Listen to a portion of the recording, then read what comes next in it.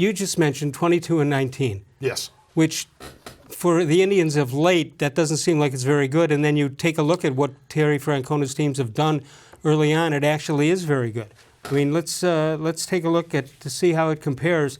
And you read the Indians' offense or the Indians' record moments ago, and now you see what the Baltimore Orioles in town. The Indians this year at 22-19, second in the league, 4.5 behind the Minnesota Twins. But in 18, they had 20-21, 17, 22-19.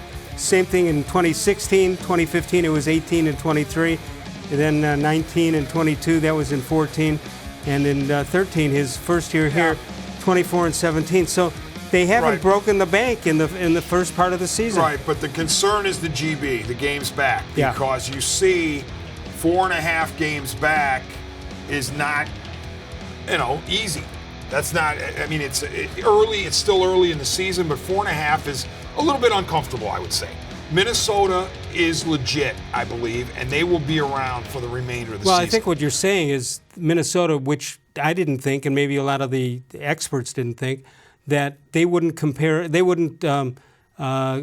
after the wild card. They thought maybe if they're gonna give the Indians any problems, it's going to be for the second wild card position, I would think.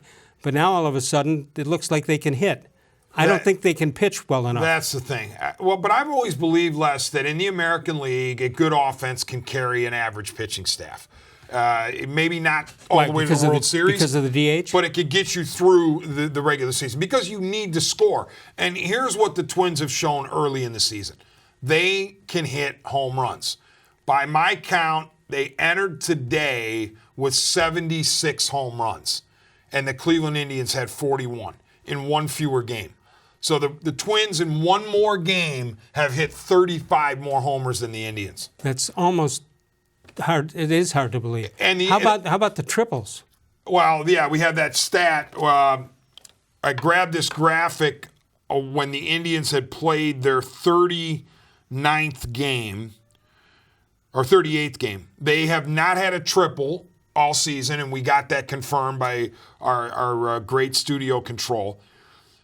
This is game 42. If the Indians do not hit a triple in this game, they will have the most games to start a season without a triple since 1908. the team with... Hold on a minute.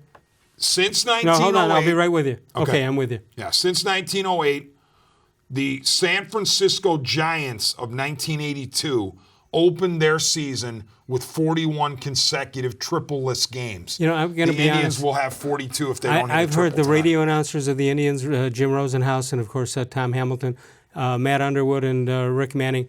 I hear them talking about that stat, and when I first heard it, I said, "Well, that's not that big a deal. That's probably happens all the time."